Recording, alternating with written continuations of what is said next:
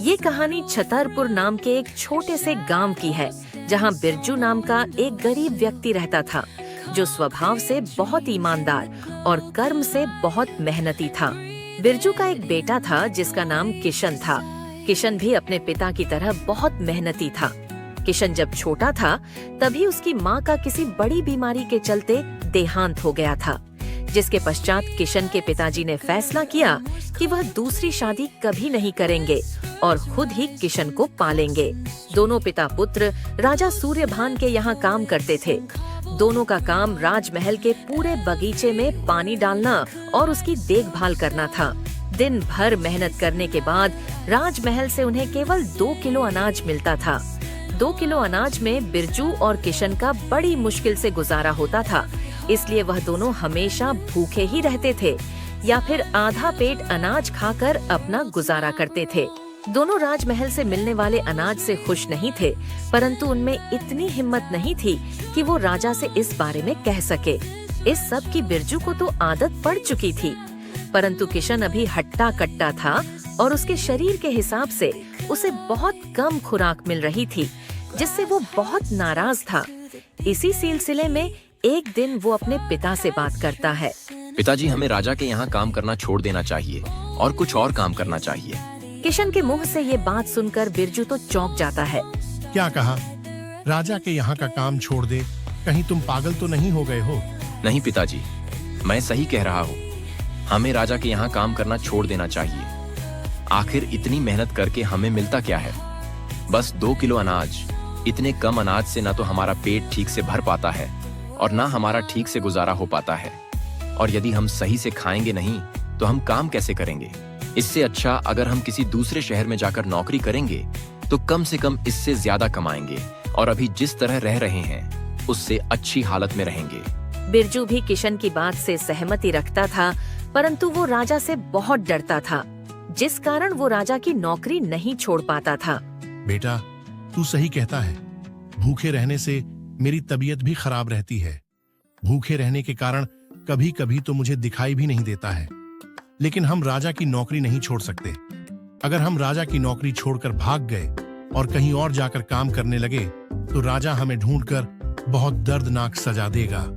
हमारी भलाई इसी में है कि हम चुपचाप राजा के यहाँ काम करते रहे। चल, अब इन बातों को छोड़ और जल्दी जाकर जंगल से थोड़ी सूखी लकड़ियां लेकर आ जा। तब तक मैं खाना बनाने की तैयारी करता हूँ।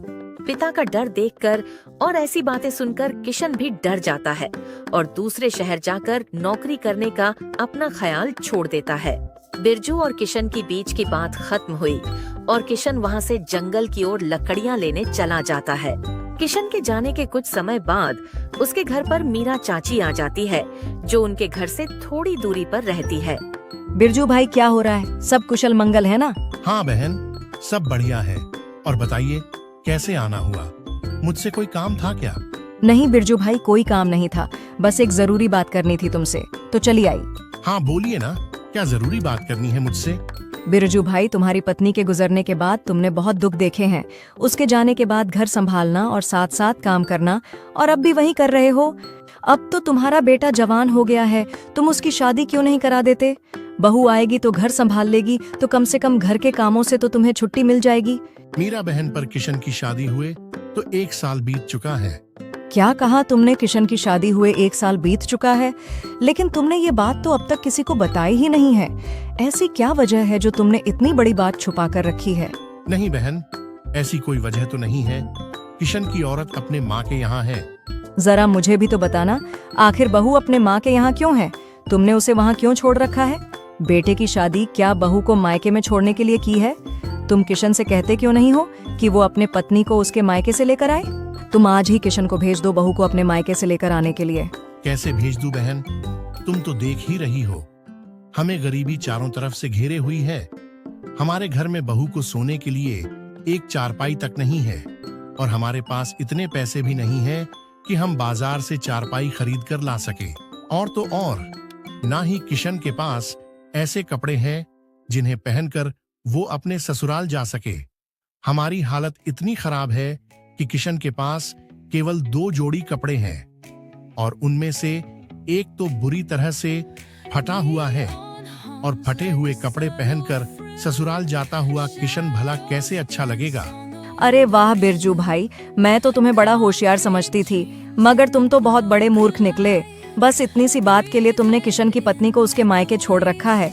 मैं तो सोच रही थी कोई बड़ा बखेड़ा होगा, मगर ये भी कोई बात हुई। चारपाई और कपड़ों की वजह से तुम घर की बहू को घर नहीं लेकर आ रहे हो। चलो मैं दूंगी तुम्हें चारपाई अपने घर की, जिस पर बहू सो बैठ सके, और मोहन के लिए नए कपड़े भी खरीद कर लाऊंगी। नहीं मीरा बहन, रहने दीजिए। आप क्यों खामखा में परेशान हो रही हो। इसमें परेशानी किस बात की भाई, आखिर किशन मेरे भी तो बच्चे जैसा है। फिर इतना कहकर मीरा चाची अपने घर की ओर चल देती है। मीरा चाची के जाने के बाद बिरजू सोचने लगता है। ठीक ही तो कह रही थी मीरा बहन, मुझे अपनी बहू को अपने यहाँ बुला लेना चाहिए। अगर बहू आ जाएगी तो हमें भी घर के कामों से राहत मिल जाएगी। मैं कल ही भेज दूंगा किशन को, ताकि वो बहू को लेकर आ जाए। फिर कुछ समय बाद मीरा चाची वापस आकर अपने घर से बिरजू के लिए चारपाई और किशन के लिए नए कपड़े छोड़ जाती है, ताकि किशन उसकी पत्नी को अपने घर लेकर आ सके। मीरा चाची के जाने के कुछ देर बाद किशन जंगल से लकड़ियां काटकर जब घर लौटा, तब उसने घर में रखी चारपाई देखी और अचानक घर पर चारपाई देखकर वो अपने पिता बिरजू से पूछने लगा।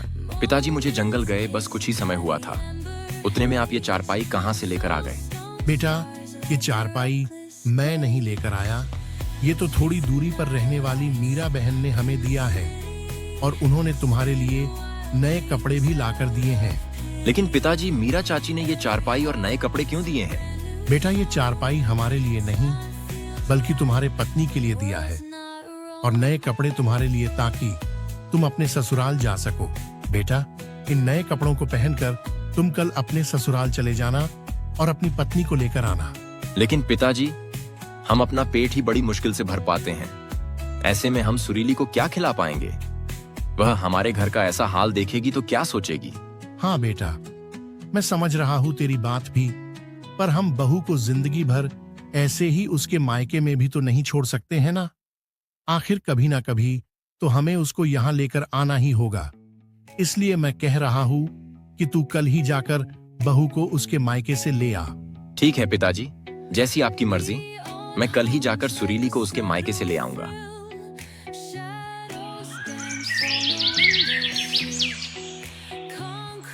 अगली सुबह किशन मीरा चाची के दिए कपड़े पहनकर अपनी पत्नी सुरीली को लाने अपने ससुराल की ओर चल देता है। ससुराल में किशन की बहुत खातिरदारी होती है। किशन एक हफ्ते तक अपने ससुराल में ही रुक जाता है। देखते देखते एक हफ्ता बीत जाता है। उसके बाद किशन अपनी पत्नी सुरीली को लेकर अपने घर चल देता है, लेकिन रास्ते में किशन सोचने लगता है। अभी तो हमारा घर बहुत ही गंदगी से भरा हुआ होगा, सुरीली देखेगी तो हमारे बारे में क्या सोचेगी?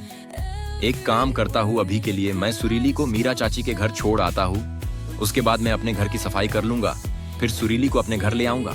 किशन अपनी पत्नी को मीरा चाची के घर छोड़कर अपने घर चला जाता है, परंतु जब बिरजू ने किशन को घर अकेले आते देखा तो उसने किशन से पूछा। बेटा, तू अकेले ही आ रहा है, तेरी पत्नी कहाँ है? तू उसे क्यों नहीं लेकर आया? पिताजी, मैं सुरीली को ले आया हूँ, परंतु अभी के लिए मैं उसे मीरा चाची के यहाँ छोड़ आया हूँ, क्योंकि हमारा घर अभी बहुत गंदा है और घर का सारा सामान इधर उधर बिखरा पड़ा है। सुरीली ये सब देखेगी तो शायद उसे ये सब अच्छा ना लगे।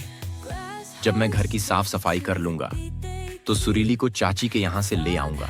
साफ सफाई तो होती रहेगी, पहले तू महाराज के पास चल, वे तुझे 4 दिन से रोज बुला रहे हैं। मैं उनसे रोज कोई ना कोई बहाना कर देता हूँ। तुझे अपने ससुराल में हफ्ते भर नहीं रुकना चाहिए था। पता नहीं महाराज तुझे क्यों रोज ढूंढ रहे हैं। किशन बगैर सफाई किए केवल अपने नए कपड़े बदलकर अपने पिता के साथ राजमहल की ओर चल पड़ता है। अब शाम होने को थी। इधर बिरजू और किशन राजमहल से अपने घर लौटने को थे और उधर मीरा चाची ने अपने घर पर सुरीली की खूब खातिरदारी की और फिर सुरीली से कहा, बेटी तुम बहुत समझदार हो, भगवान तुम्हें हमेशा खुश रखे। चलो मेरे साथ, मैं तुम्हें तुम्हारे घर छोड़ आती हूँ। चाची की बात सुनकर सुरीली को बड़ा आश्चर्य हुआ। सुरीली मन ही मन सोचने लगी कि क्या ये घर उसका नहीं है तो उसने चाची से हिचकिचाते हुए पूछा, माँ जी, अगर ये घर किशन का नहीं है तो फिर किशन का घर कौन सा है? बेटी, किशन राजा के यहाँ काम करने गया है, इसलिए तुझे मेरे घर Neon hums like a subtle thrill. Shadows dance on the windowsill. का घर गंदा पड़ा था। घर देखने में ऐसा लग रहा था जैसे सालों से घर में झाड़ू नहीं लगा हो। घर का सारा सामान इधर उधर बिखरा पड़ा था। एक कोने में 2-3 जोड़ी कपड़े रखे हुए थे, उन पर भी धूल की परत बिछी पड़ी थी। घर की ऐसी हालत देखकर सुरीली की आंखों में आंसू आ जाते हैं। हे भगवान, पिछले जन्म में मैंने ऐसे कौन से पाप किए थे जिसकी सजा मुझे इस जन्म में मिल रही है। इस घर की हालत तो बहुत खराब है और इस घर में तो कुछ भी नहीं है। अब मैं क्या करूं, मुझे तो कुछ भी समझ में नहीं आ रहा है। सुरीली बहुत ही होशियार और समझदार थी। उसने सोचा कि ये मेरे नसीब का एक हिस्सा है और मुझे कैसे भी करके इस मुश्किल से गुजरना ही होगा। वो हिम्मत करके उठी और घर के साफ सफाई में लग गई। कुछ ही देर में उसने पूरे घर को साफ कर दिया और इधर उधर बिखरा हुआ सामान सही तरीके से सजा दिया। उसके बाद वो मीरा चाची के दिए हुए चारपाई पर बैठकर किशन के आने का इंतजार करने लगी।